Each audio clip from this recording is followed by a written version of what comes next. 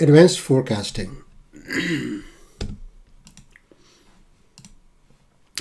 So the learning objectives for this lesson are to explain why do we need to forecast, have a strong theoretical foundation that enables you to learn and use professional forecasting software.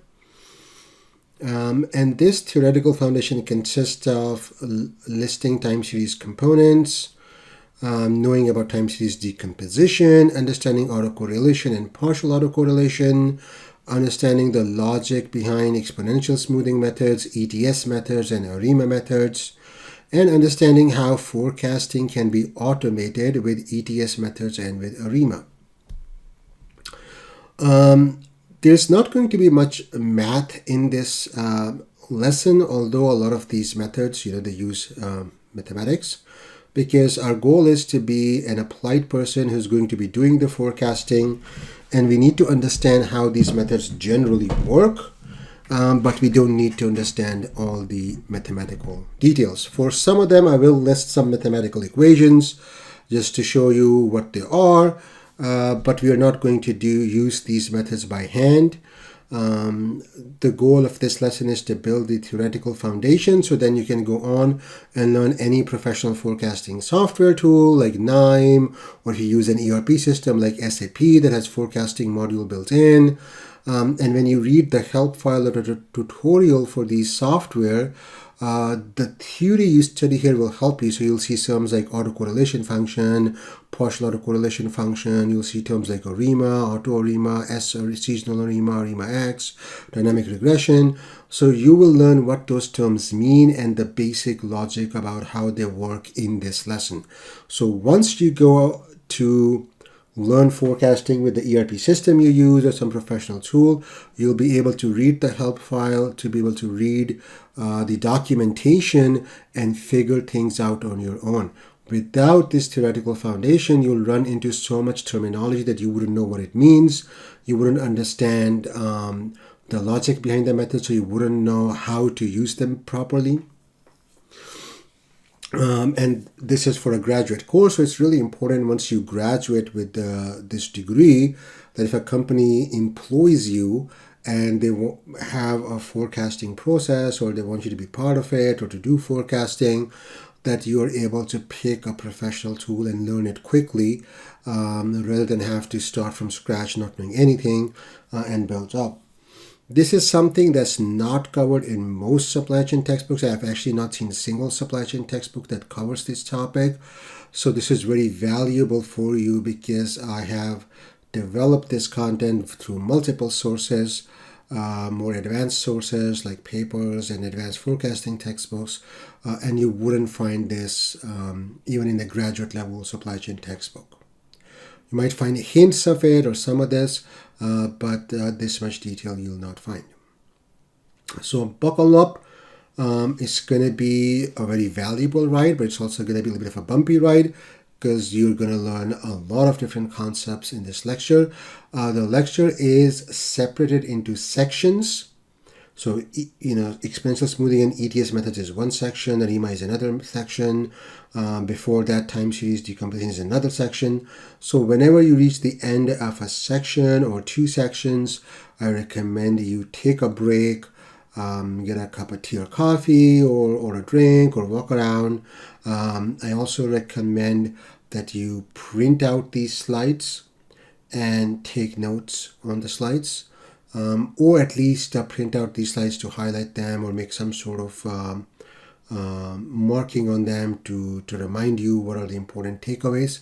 I will also point out that I expect you to know, as I go through the lecture, I'll say, I expect you to know this, or I expect you to know this, which when I say I expect you to know this, that means you can be tested on that idea or concept in a homework or exam or quiz or something like that. So that's something important to keep in mind. So let's get started. So why do we forecast? I expect you to probably, if you're in this course, you probably already know that. A lot of situations in operations or supply chain management are where the customer willingness to wait is very short. You go to buy bread or milk at Walmart, you're not willing to wait days or weeks or even hours or even 20 minutes. You want to pick up the bread or milk and pay and get it right now. You order something from Amazon, maybe you're willing to wait a day or 2 days for delivery, but you're not willing to wait months usually. And so the customer willingness to wait in many situations is very small. Obviously, if you hire a builder to build a custom home from you, you might be willing to wait 6 months, a year, and your willingness to wait might be a lot more in that situation. So it varies by situation. But many situations that most companies find them in, the customer doesn't want to wait or wait a lot. And the lead time to produce the goods or services that the customer wants is going to be longer than the customer willingness to wait. In that case, you cannot start production after the customer has requested you for the item, because if you start production now, it will take you too long to produce and deliver the product. So what do you need to do? You need to have pre-produced the product in anticipation of customer demand. For services, you may have obtained the resources you need. You may have done some initial processing. So let's say you go to a high-end restaurant, you order soup.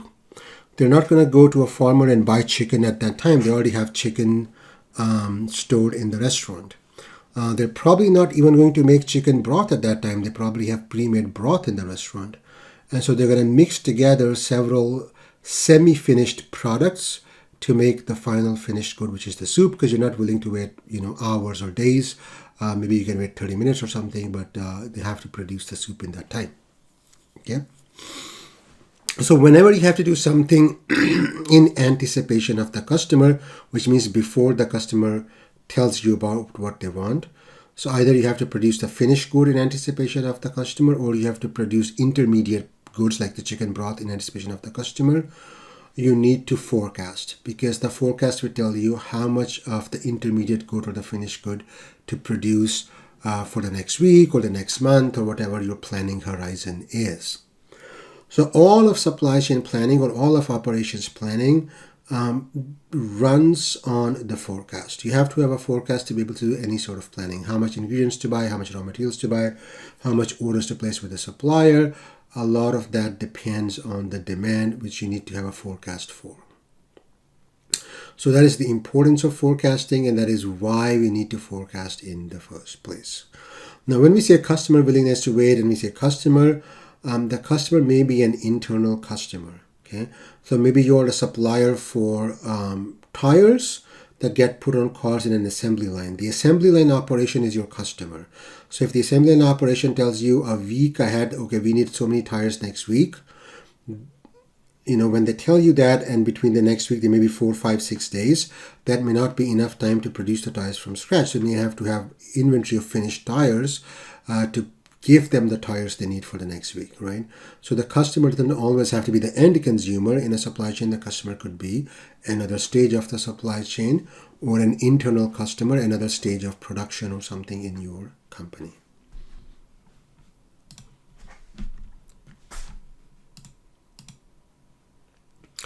Okay, now in this lesson, we're going to focus on statistical forecasting, also called time series forecasting.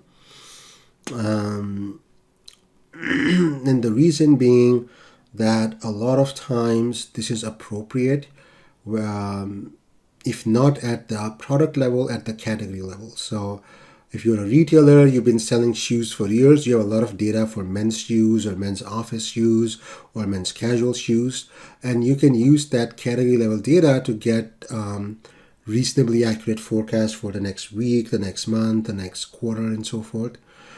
Even though some of the shoes you are going to sell in the next month might be a new design which has no data, but the category of men's casual shoes has a lot of data, and so you can make a category level forecast that's accurate, and then based on that forecast you can determine, okay, the new shoes might account for 5% of these sales, and the 95% sales may come from the existing models and XYZ. Then you can break up the category level forecast based on your judgment. So we're not throwing out judgment forecasting or qualitative ways of looking at forecasting, but often you're going to start with a quantitative statistical forecast. You'll forecast the company sales if you're in accounting and finance, and if you're in operations, you'll forecast sales at as fine a level as you can. If you can't get to a product level, you'll at least forecast at the category level. Also, Every company will have some products that have been around for a while, and for those products, you can even forecast at the product level. Only new products that don't have sales history, you'll need to do something else, like breaking up a category level forecast and saying, okay, these products, based on my judgment, are going to account for 5%, 10% of the category, something like that. But you will have products where you will have, sales history from them. If you're doing at a weekly level, even 1 year of sales history might be sufficient, because a year has 52 weeks, so 52 observations in the past are going to be sufficient to run a lot of the algorithms we're going to talk about. If you're doing monthly forecasting, 2 years of data, 3 years of data, you might need that much to be able to use the statistical methods, because 3 or 4 observations in the past are not enough. If you have a lot of seasonality, you obviously need at least 2 years of data to estimate the seasonal pattern, at least 1 year, but usually 2 years of data, and so on, right? So you will have products that have been around for 2 years, 3 years, 5 years, or a very similar product was around for 2-3 years, and you can use the similar product the similar product's data as a proxy and say, okay, I'm going to forecast that older version of the product, and the newer version is going to have very similar sales, or maybe I will up it by a few percentage to account for some growth. Okay, so the statistical forecasting is very useful. People who don't understand statistical forecasting will sometimes just use judgment forecasting. I've come across managers who will just use judgment forecasting in every place, even though they have lots of data. They just don't know the statistical algorithms or how to use them or the theory behind them, because you don't have to know the statistics if you know the logic behind them and you have a software tool that can run them. You can use it very proficiently. But unfortunately, business schools don't do a good job in teaching forecasting. Operations supply chain textbooks, they have very, very basic forecasting methods that don't work in real life basically at all, or very rarely. And there have been a lot of developments in forecasting which have not been made their way into the management textbooks. And so we are producing managers or training managers who are just basically clueless about forecasting, and they are going and not doing a good job. And so this lecture is really important for you, because you can differentiate yourself from the competition if you understand this stuff. Okay, so to understand statistical forecasting, first you're going to be working with time series data. So what is time series data? Anything that is observed sequentially over time. So if you look at weather, you get a temperature reading every day. What's the highest temperature at noon or 1 p.m. or whatever. You can take that data, daily data, on average daily temperature or the maximum daily temperature, and that's a time series. A lot of time series we deal with in business are measured at regular intervals. So sales per day, you have sales of every day. Sales per week, you have sales over every week. Temperature, GDP, government spending, unemployment, stock price, response to a marketing campaign. So you ran the campaign, and every day how much sales you made, or every week how much sales you made. So a lot of data we see is each value, the time difference between value 1 and value 2. If it's 1 week, it's going to be 1 week between value 2 and value 3 as well. So it's regular intervals. You can also have irregular interval time series data. You often see this in medicine. So, you measure somebody's blood pressure. You're supposed to measure it every 6 hours, but the nurse was busy, and so whenever she measured it, sometimes she measured it after 4 hours, sometimes they measured it after 8 hours, sometimes it's measured after 10 hours, sometimes after 6 hours, sometimes after 12 hours. So the readings of the blood pressure, they're not equally spaced in time. The time difference between reading 1 and 2 is maybe 6 hours, but then the time difference between reading 2 and 3 is 8 hours. And so that's a little bit more complicated to handle, and we're not going to discuss that case because this is, our first initial foray into the world of forecasting. And because, most time series data is at regular intervals. The one we see in business especially, we can limit ourselves to that for now. So that's time series data. Statistical forecasting is the use of algorithms and data to predict something in the future. So you want to predict for a time period for which you don't have data. So you don't know the sales next week, you could predict it, forecast it. Sometimes we also build a forecast for a time period for which we do have the actual data. So I may build a forecast for March sales in March of something, and I may already have the March data, maybe sitting in April. Why would I ever do that? I would do that to see how good my forecasting algorithm is. Because once you forecast for a time period without using the March data, I built the forecast using data up to February, and then I forecast for March, and then I compare the forecast with actual March data, and the difference tells me about forecast error, and that is very important. So when you are doing forecasting, you want to evaluate your forecasting method so you have a sense of its accuracy. And to evaluate any forecasting methods, you do forecasting for time periods which you actually have the true data, and you compare the true versus the forecast to see how accurate it was. But then when you determine the accuracy of the different forecasting methods and you pick a forecasting method to use, then going forward you will be forecasting for time periods which you don't have real data.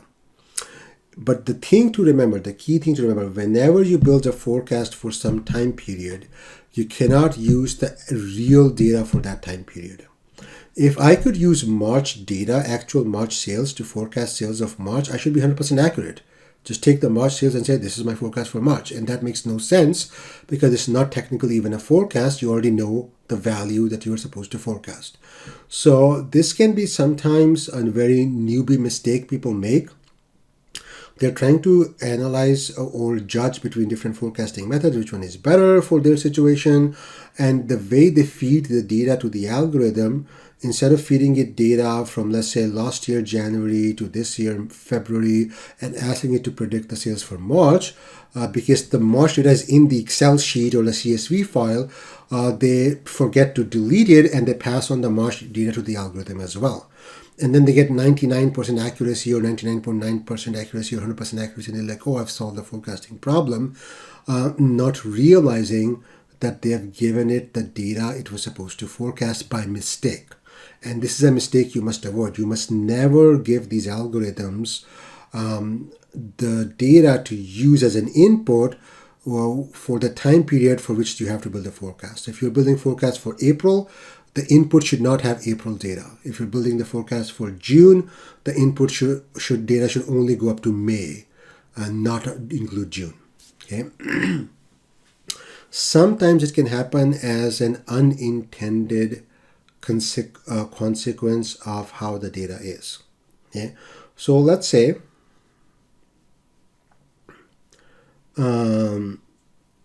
you also, instead of the sales or demand data, you also are sharing some other variables to use in the forecasting. Okay. Let's say, you also pass in how many employees were working, how many labor hours was production happening for that month. Okay, that's another variable you pass in for the forecasting algorithm to use. And let's say you want to forecast the sales in June, so you don't give it the true sales in June, you pass in sales data till May, but then you pass in the actual labor hours of production for June as well. So even though you didn't pass in the June sales value, you passed in some other data from June that you would not have in real life. If you're forecasting in real life sitting in May, you have no data about June right now, except you may have a forecast. So sometimes you have a forecast for temperature for the next month or forecast for the economy, and you're using that as a leading variable and you're passing in a projected forecast for next month. Then that's fine. You can then make sure you pass in the forecast, not the actual value for June. But any actual values for the time period you have to forecast, you cannot use actual data from that time period, because otherwise you know something about the future, whereas you should not know about the future. An easy way to do this is role play. If you're forecasting about June, put yourself in May. You can only use data you had access to in May. You cannot use anything that you observed in June to build a forecast for June. Okay.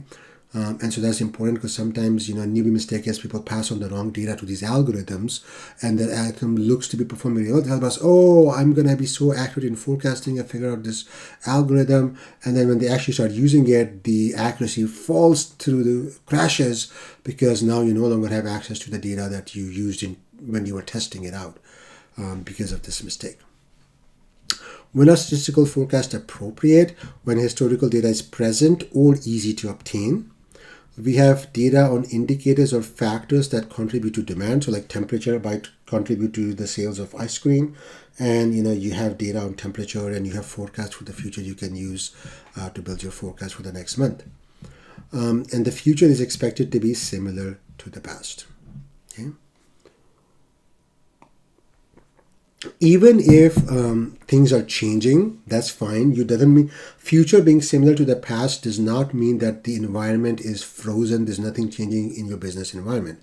So forecasting can be done in changing environments as long as we can assume that the way or the environment was changing, so it was going in this direction or that direction, that way of change is going to hold more or less approximately in the future. So if it's going this way, it's not going to suddenly make a U-turn the next month. It's going to probably continue in that direction. If we can make that assumption, changing environment is not a problem, the forecast algorithms will find what's changing and track it. And so we don't, some people say, oh, my environment is so dynamic, I can't do forecasting. Well, did you try? Did you use the state-of-the-art algorithms and see what the error comes out to be? So sometimes we will give up too early. Now we have to understand this basic notation for time series data. Just because there's no skipping it, you have to understand some notation because the algorithm might say, okay, give me values of yi for I 1 to 10, and you were like, what is yi, right? So in time series data, we label the data. Often we call it y. You could call it any letter. It could be x, could be y, could be z. That's a time series, y, okay. The subscript on y indicates time. And usually the current time, the most recent time where you're sitting today when you're building the forecast, that time is called t. So y of t is the most recent real observation you have, which is this value right here. So what about an observation one time period into the past? That's going to be yt minus 1. So if you go to the previous observation, you see it's y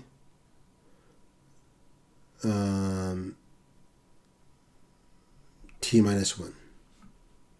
Okay, and the one before that is yt minus 2. So t minus 1 means one time period prior to time period t. T is just a period of time, but where you are in time.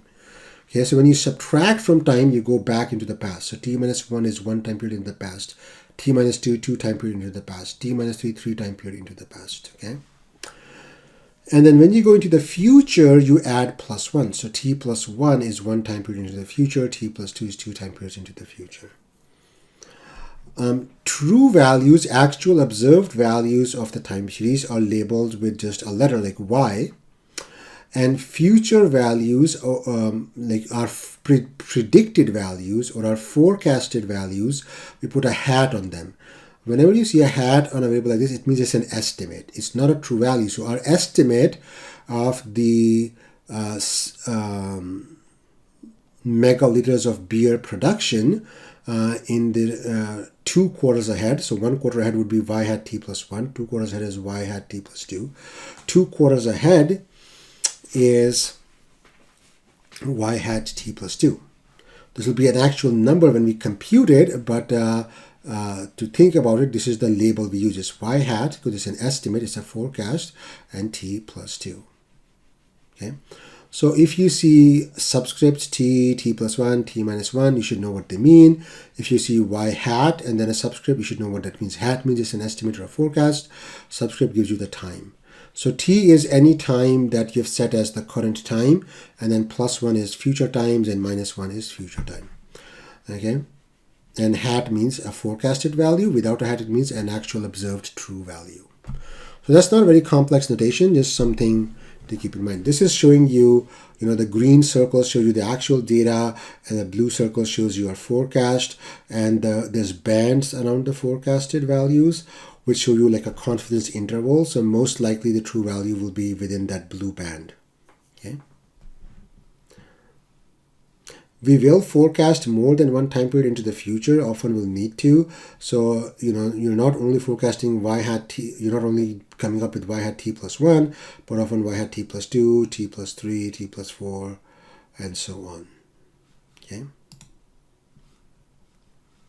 Now, it's very important to understand the issue with prediction intervals, because some forecasting methods cannot give you a prediction interval.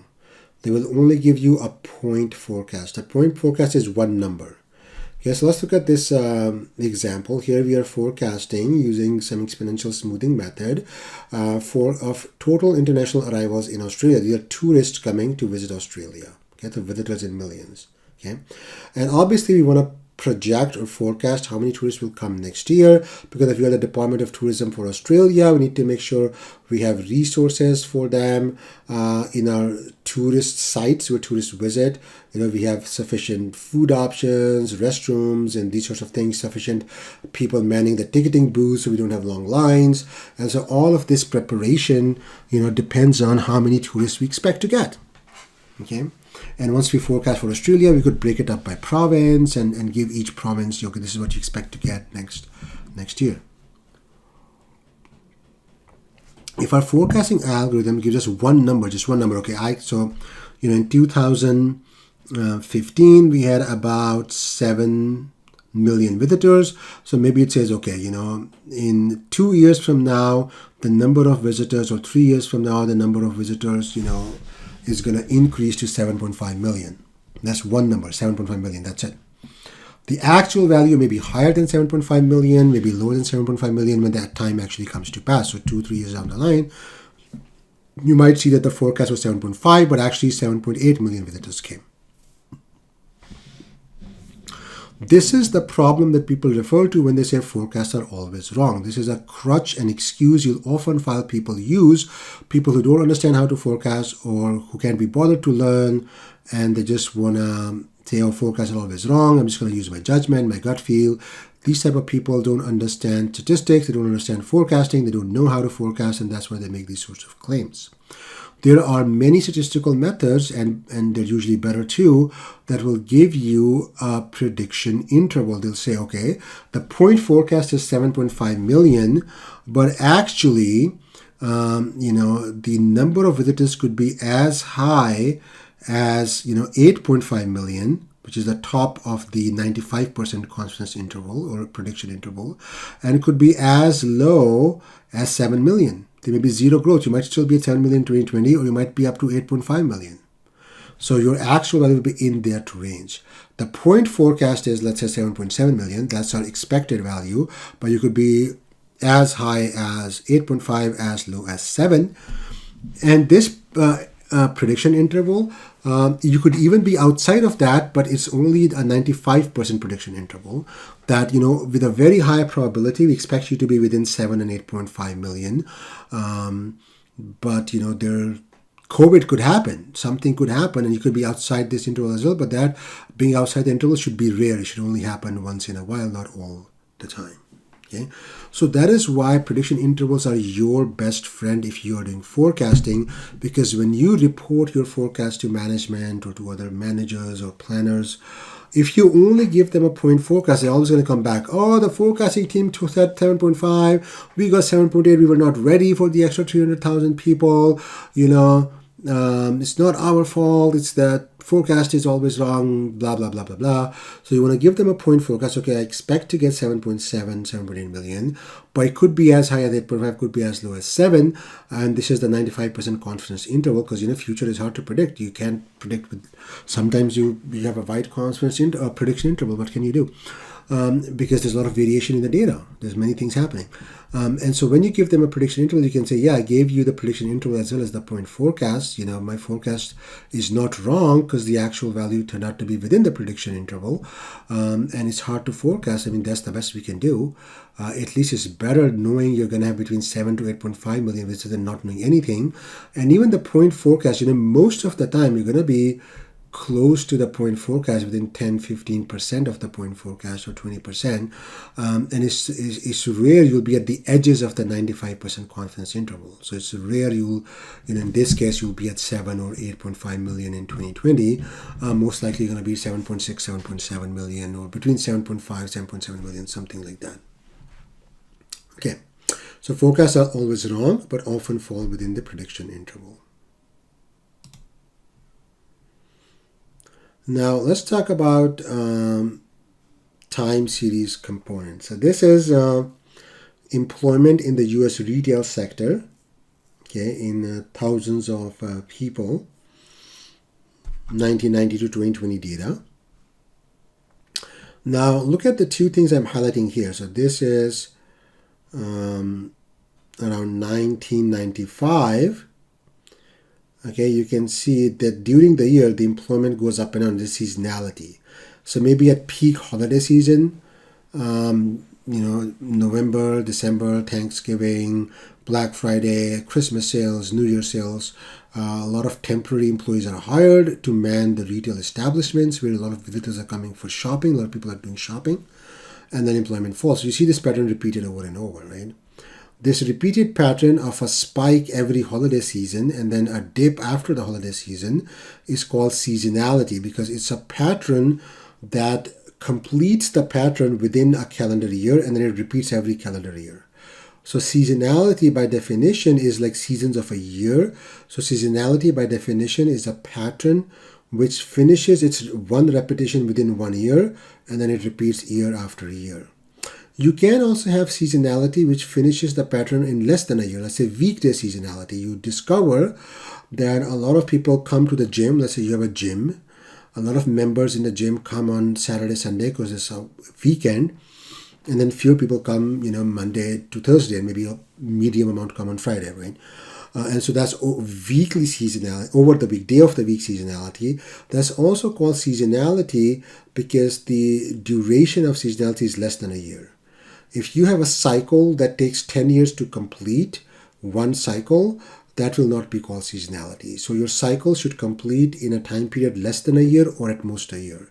So you can have monthly seasonality, month-to-month variation pattern that repeats every year, like holiday sales, post-holiday sale dip. You could have day of the week seasonality, quarterly seasonality. All these things are seasonality because the pattern, one cycle of the pattern completes in less than a year or a year, but not more. So every calendar year, you have some features that look like the last calendar year on certain days and weeks and months and quarters. So that's the seasonality, okay? This repeating spike pattern every holiday season. Then there's also a trend, because if you look at the average sales in 2020 or average employment in 2020, that's like about 15,500. So about 15.5 million, and then the average sales in 1995 is about 14,000 or 14 million, and so you can see the growth in the average. So the average over a year for 1995 is very different than the average over the year of 2000, and so the average of the time series is going up. That's a trend. It could be going up or down. It's a trend. And again, the average then stabilizes, then goes up, then goes down, then goes up. So all this is a changing trend. You have an upwards trend, then you get a downwards trend, then you get an upwards trend, then you get a dip, then you get an upwards trend. But there is a trend. Okay. So if you look at a time series, sometimes it's not very visible. It's a little bit subtle trend. But you should be able to say, oh, here's a trend, here's not a trend, here's seasonality. Right? These are the two most important components of the time series that our forecasting algorithms need to be able to handle. So formal definitions: trend exists when there is a long-term increase or decrease in the data. It does not have to be linear. It could be a non-linear trend. It could be going up for a few years, then going down for a few years. A seasonal pattern that repeats over a fixed and known time period that is usually less than a year or a year. Quarterly seasonality, monthly seasonality, etc. Seasonality is always of a fixed and known period. So you can't have, monthly seasonality, okay, holiday was going up, and then you move on to, now my seasonal pattern is going to last over 5 years. No, it's going to, the time period for the pattern where it repeats is going to stay the same. A cycle occurs when the data exhibit rises and falls that are not of a fixed frequency and exhibit long term. It's more like economic cycles or business cycles. So you may have GDP growth for 5 years, the economy is going up. Then for the next, you may have a recession for 1 year. Then the economy just stagnates for 3 years. Then it goes up for 4 years. So the period is not fixed. It's not going to always go up for 5 years. It's not always going to be stagnant for 3 years. And it's happening over multiple years. So cycles are always multi-year, and there's no fixed pattern which repeats. They're just multi-year trends that kind of change after several years. They're not that important because usually we are forecasting for the next few months or the next year. Usually we are not forecasting for the next 10 years because it's really hard to do that. So many things change. Like a forecast for the next 10 years is not going to be really reliable anyway. And so we don't really worry too much about cycles in the data because we rely more on recent data. So if you're looking at last 2, 3, 4 years data to forecast next year's data, the cycle is not going to be that important in your analysis. You're just going to treat it as part of a trend. So your trend and cycle component will be kind of clubbed together because cycle has no repeating pattern. It's just it's just like economy grows for a while, then economy stagnates for a while, or keeps growing. You don't know what's going to happen. It's just a pattern in the overall economy which lasts over multiple years, but its pattern is not going to repeat. So you can't really use the current pattern to predict the next pattern, really, right? Cycle is not as important. Now, if you do have a high degree of confidence that the economy is going to continue to grow for the next few years, and you're seeing this business cycle, giving you growth in sales, then that could help you because there are certain models which dampen your growth. So, we'll talk about that when we talk about dampened trend. So certain algorithms will say, oh, well, you've been growing at 10% the last few years, but nothing good lasts forever. It's less likely you're going to keep growing at 10% for the next 2-3 years. So I'm going to dampen your forecast after one more year. So next year you grow 10%, but then you grow 8%, 5%, and so on. So you can include that dampening. And in many situations, the dampening is desirable because if you just had a spurt of growth, that spurt of growth is not going to last forever. But if you know you're in a positive business cycle, the economy is going to keep growing for the next 2-3 months because of certain macroeconomic factors and economist predictions, then you say, oh, I'm not going to pick the model with a dampened trend. I'm going to pick the model with just regular trend because I think this trend is going to continue. So knowing about the cycle can help you pick the right model, but the models are not going to try to extract the cycle from the data because by definition of a cycle, it doesn't repeat over the same period. So the 3 years here are not going to be like the next 3 years and so on. So you don't know when it's going to change. So you just, you don't try to extract a separate component of the cycle, usually. Okay, so now we have done the first section, the preliminaries. And it's starting to get into the meat of this lecture. So it's a good point to take a short break, get up, stretch your legs, roam around, come back, and let's go over time series decomposition.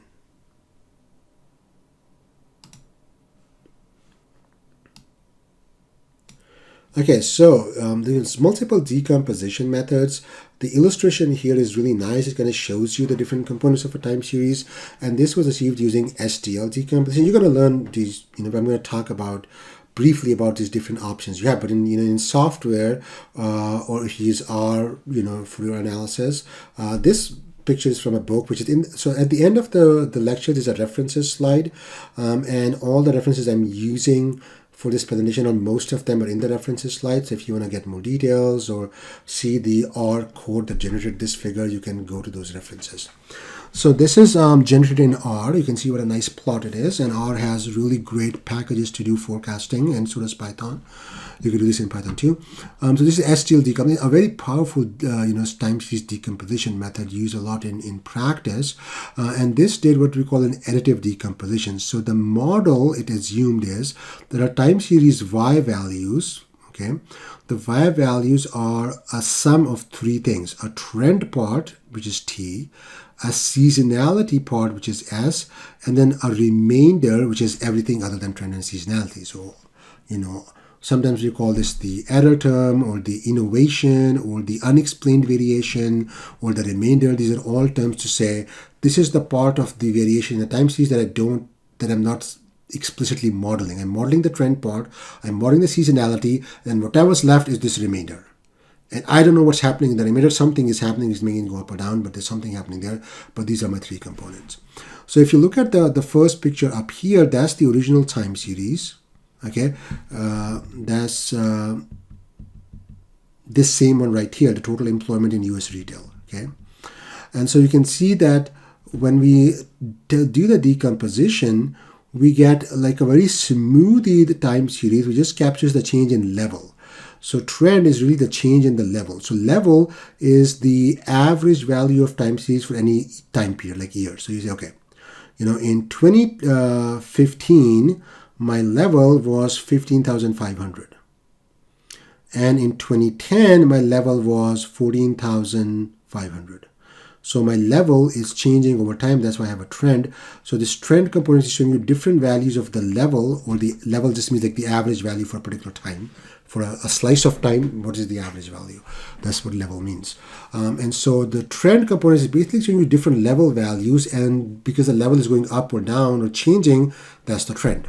Trend is the change in level, right? So this is your trend. Seasonality is the part of the time series that repeats year on year. And so you see the pattern is repeating. See, this same pattern is repeating. This slight change in the pattern in the recent past, you can see there's this curvy thing here, whereas before it was a little bit different. But overall, it's pretty stable pattern. You can see the magnitude is decreasing a little bit.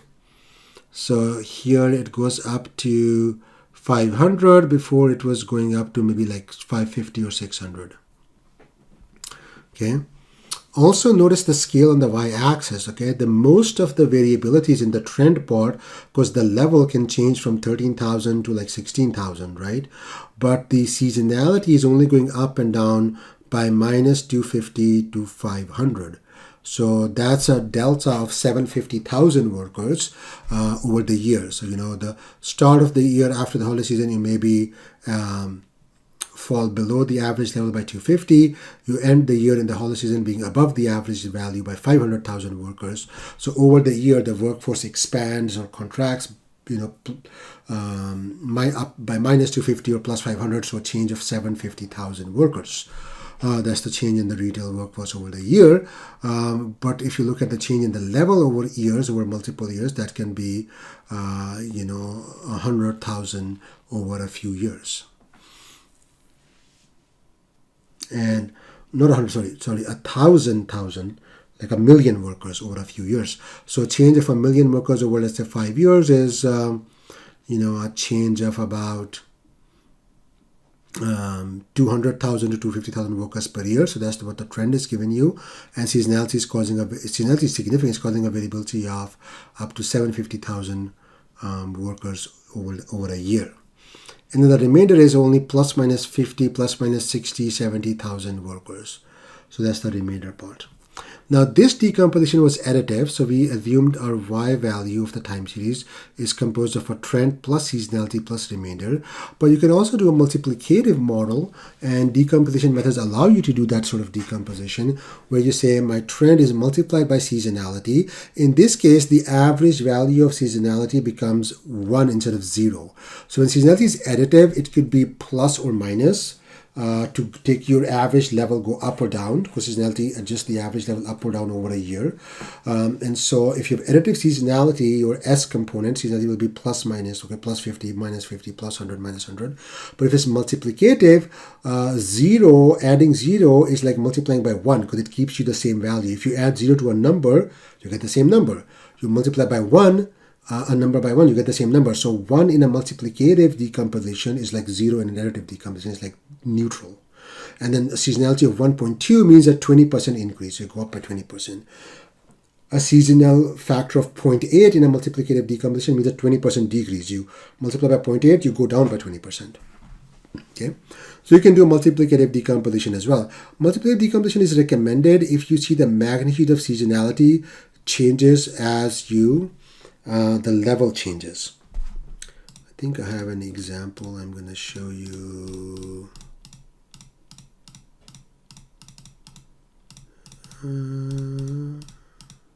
Here. So I skipped a lot of slides. We're going to go back and talk about those slides. But look at this slide here, gas production Australia. So there is seasonality, this repeated spiky pattern, because in winter you use a lot more natural gas to heat homes than you do in summer. So there's a seasonal variation. But as the gas demand goes up because population is growing, the peaks and troughs over the year also get wider apart. So seasonality is growing with the level of the time series. When the seasonality amount, the variability up and down grows as the level of time series grows, then it's better to use a multiplicative model, because seasonality might be like plus 30% of demand in winter or plus 50% of demand. And as demand goes up, the plus 50% of demand part also goes up, because 50% of a bigger number. Okay. And so that's when you want to use multiplicative decomposition. Okay. But if you look at the spikes and troughs, that the height of this peaky thing is not changing that much as the level goes up and down. So it's like additive is fine. Okay. Now, one common way to get the trend out and to remove seasonality, because we want to remove seasonality and see what's happening with the base level of this time series, is to use moving average. Okay. The way we remove seasonality with a moving average is often we take what's called a centered moving average. Okay. So let's look at this example. We have data on exports of a country. Okay, and this could be like millions or billions of dollars, or millions of tons or billions of tons, whatever the units are, I don't know. And then, we could average a bunch of values to average out the remainder, which is the noisy random part, or the seasonality. So averaging out always, when you average something, it removes the noise or averages out the noise. And if your window is long enough, it can average out the seasonality too. Okay. So here we're just averaging out the remainder. So we're doing a 5-point moving average. So what it means is, for 1962, the 5-point moving average value of 13.46, that's going to be the average of the 1962 value of 13.94 plus 2 past values and 2 future values. Okay. Now, when we are computing a moving average, you're just trying to smooth out other variations to see the trend or the level, how the level changes, which is trend. Your goal is not to forecast right now. We're not trying to forecast, because you might say, oh, we cannot use the future values. We're trying to forecast. Well, right now we're not forecasting. We're just trying to see the time series components, because knowing what components are in the time series can help us select the right methods to use, or select the right options inside the algorithm. Because algorithm might say, do you think you have trend? Do you think you have seasonality, right? And so we just want to, right now we're just diagnosing. We're just observing the data and exploring the data to see what's in the data. We're not trying to forecast, so it's okay to use future values just to smooth out the data to see how the level is changing, what the trend looks like. Okay, and so a 5-point moving average, you're gonna, any year you pick, so let's pick year 1963, this 13.5, that's the average of 13.01 for 1963, and the 2 values before it and the 2 values ahead of it. So it's like a window that slides across the time series. Each time you average the values which fall in the window, and you give that value to that year in the moving average column, and you'll see you get a nice smooth level estimate, which has averaged out the R part, the noise part, or the remainder part. And this is the annual data, so there's no seasonality. Annual data can't have seasonality because you've taken the total value over a whole year. But it is monthly data, and if the window was wide enough, you would be averaging out seasonality as well. And this is fine and dandy when you are trying to do a moving average of an odd number of observations. So 5 MA means a 5-point moving average. And so you have a middle point because you have 2 before, 2 after, and 1 middle. That's 5. What if you want to take a 4-point moving average? You have quarterly data. You want to average out quarterly seasonality. So you have to take an average of 4. There's no center point. What do you do? Okay. So that's when we do what it's called a 2-step moving average. Okay. So if seasonality repeats after an even number of observations, M is called the period of seasonality. It's how many observations comprise a seasonal pattern, and after these M observations, the seasonal pattern will repeat.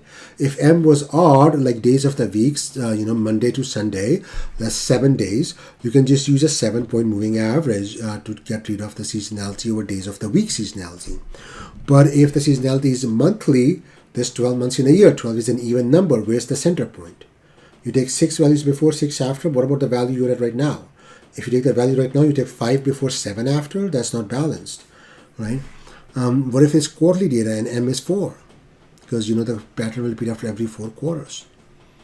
So then you take a 2-step moving average. First you take an even moving average, like a 4-point moving average, and then you take a 2-point moving average off the 4-point moving average, okay?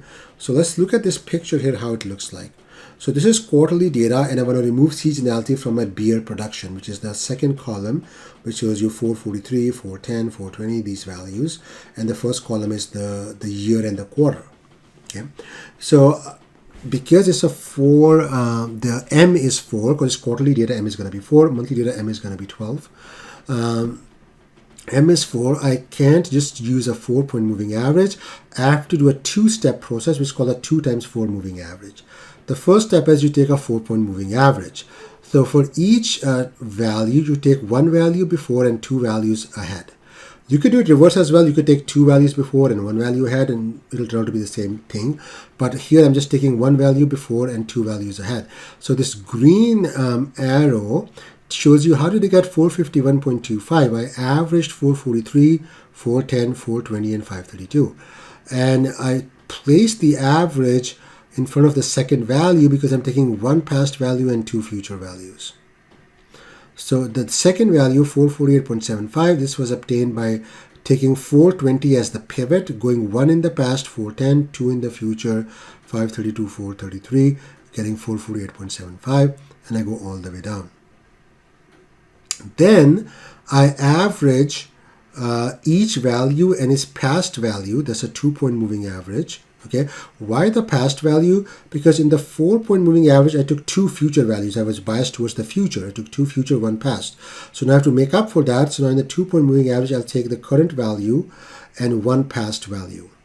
Okay, so 450 is the average of 448.75 and 451.25. Okay. And 450.12 is the average of 451.5 and 448.75. So I write 450 in front of the quarter 3 because I'm taking the quarter 3 value of the 4-point moving average and taking 1 older value so that I am equally, I'm centered around quarter 3. I'm not too heavily looking at the future and not heavily in the past. So this 2 times 4 moving average column would have all seasonality averaged out, and will show you and most of the remainder averaged out, because every average stuff, the remainder gets averaged out too, and show you like a smooth trend component. In terms of formulas, so the half here represents the 2-point moving average. The 1/4 times these values is the 4-point moving average first value, and 1/4 times this is the first value, like 451 would be coming from this part, and then 1/4 times this part is the second value, the current value of the 4-point moving average. So you take 2 4-point moving averages, you add them, and you multiply by half, you get a 2x4 moving average. If you simplify the algebraic expression, you get this. You can see that we are centered around YT because we are using 2 future values and 2 past values. However, we are, the second future value has half the weight, and the second past value has half the weight because they represent the same quarter. How? Look at it here. Look at this 450 number. Okay, it's going to be 1/8 times YT minus 2. So it's going to be 1/8 times the quarter 1 value. And it's going to end with 1/8 times YT plus 2. So the YT plus 2 is again quarter 1.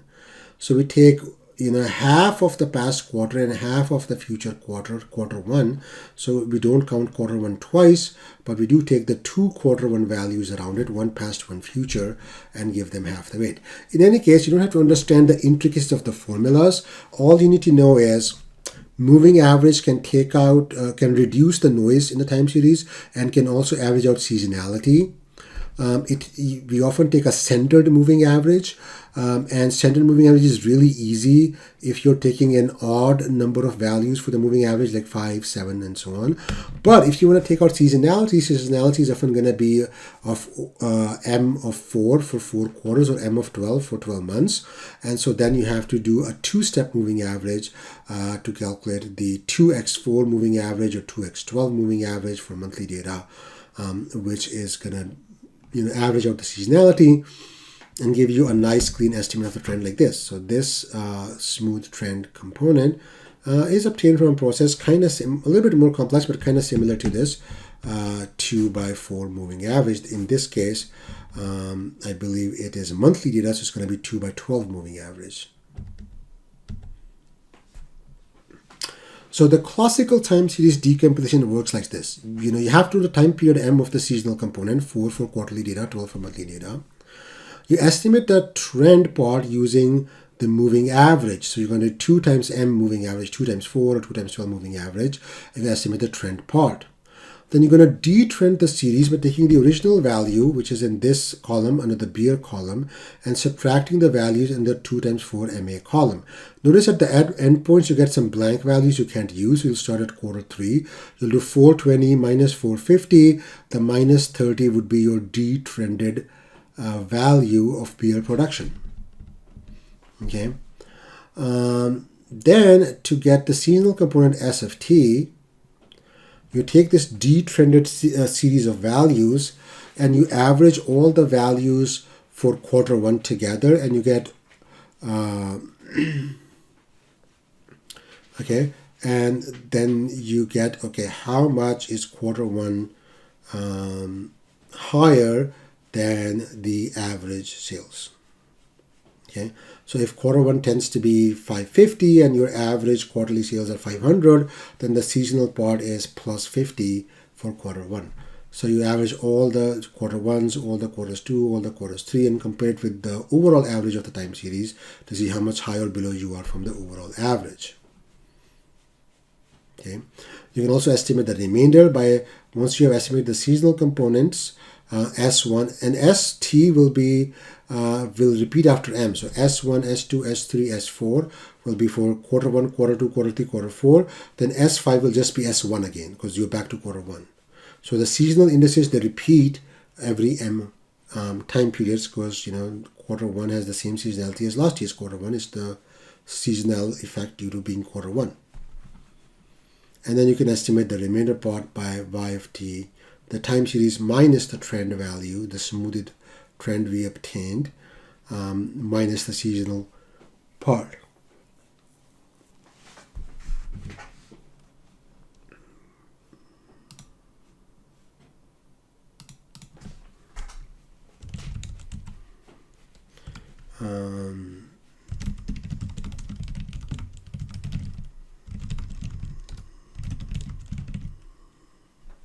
So you do want to, when you average all the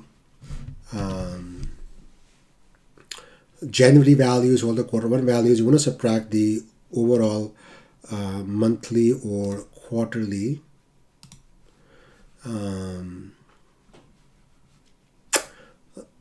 average, the overall average, to see how much higher or lower January or quarter 1 is compared to the long run average. Okay, so I've just added that text to make it crystal clear, 4.4. Now, I'm not going to ask you to do this classical decomposition manually.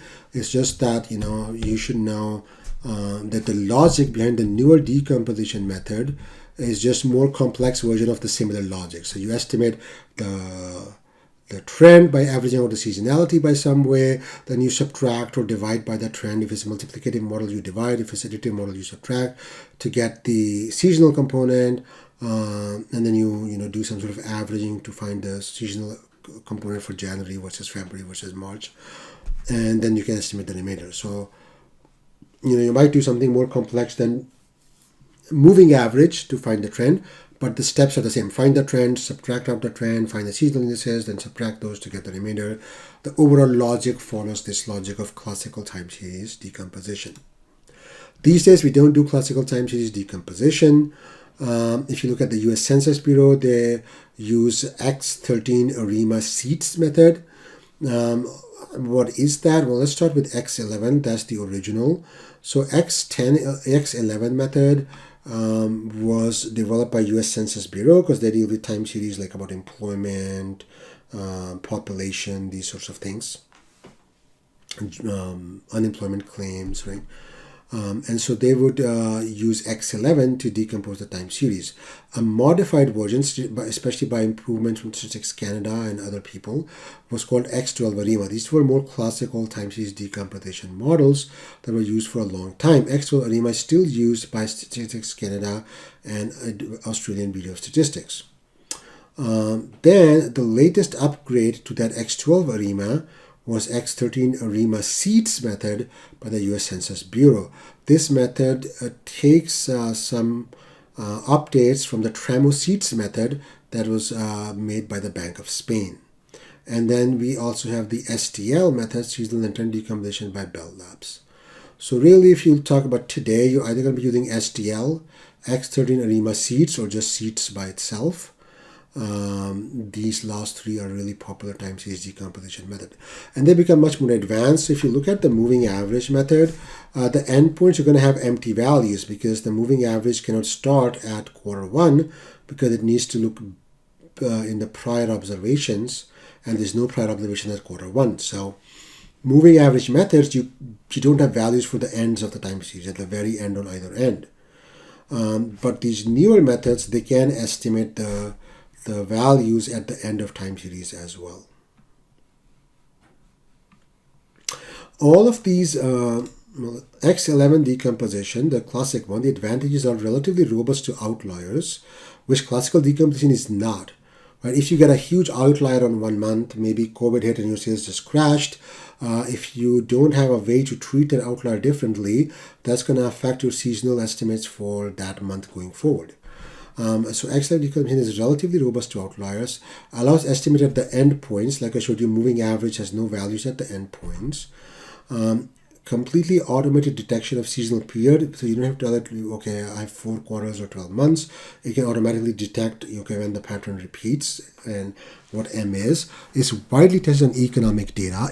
The disadvantages are it does not give you prediction intervals if you use it to predict the next value, and it only works for quarterly and monthly data. If you have hourly data or daily data, you cannot use X11 decomposition. Okay. The other problem it has is that, some months like February has less days in the month than January, right? February could be 28 days versus January, that's 3 days. That's a big deal. So demand in February might appear less than January, but it's 3 less days. So maybe if you adjust for the 3 lost days, February was a good month. It was not less.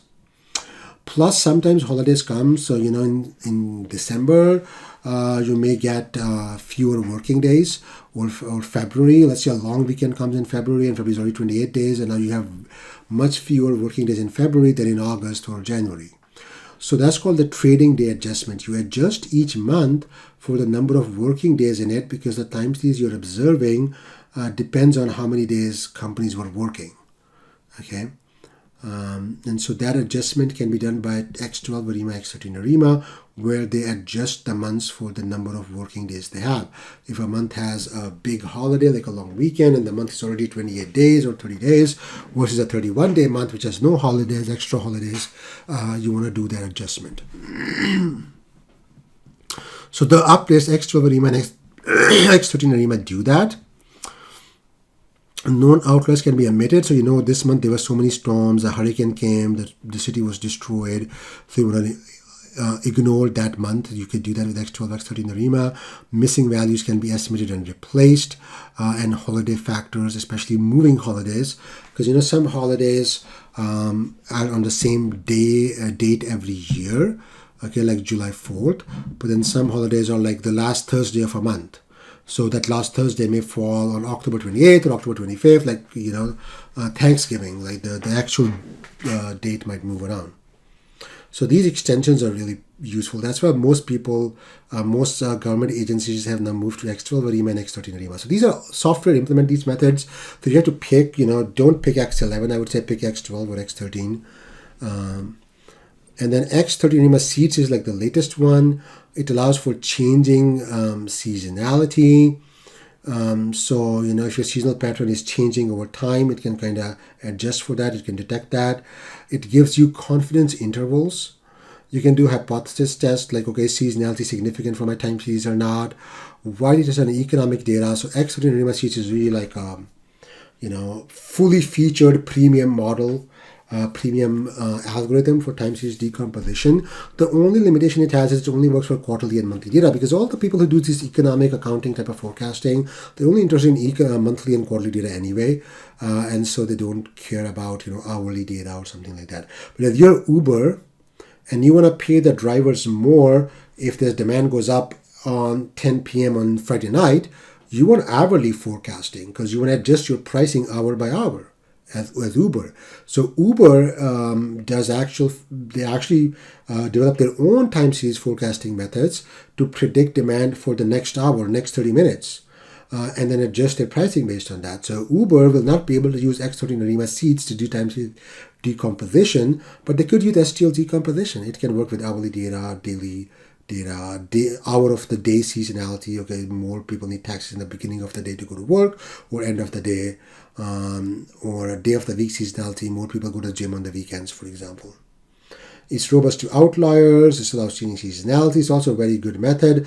The disadvantage it had versus X13 ARIMA seeds is no trading day adjustment. So if you do have monthly data, then might as well use X13 ARIMA seeds. You may not go to STL because you want that working day adjustment, especially when we talk about production levels, inventories, if the factory is closed for holidays, that's going to affect it. So there's no trading day adjustment in STL. So you use STL if you're doing, finer time period data than monthly data, like daily data, hourly data, or if you're using monthly or quarterly data, use X13 ARIMA seeds. Okay, so that's all for part 1 of this lecture. And we didn't cover a lot of slides, but these were basics you had to get down. So I think now we can move a little bit faster going forward. So I'm going to end this video now, and then we'll start from ACF and PACF, partial autocorrelation plot, in the next period. So take a break. Learn a lot of material. You learn what time series data is, about time series components, about prediction intervals, about moving average to average out the seasonality, about classical decomposition, and about modern advanced decomposition methods. So you have learned a lot. We'll continue our discussion in the next part.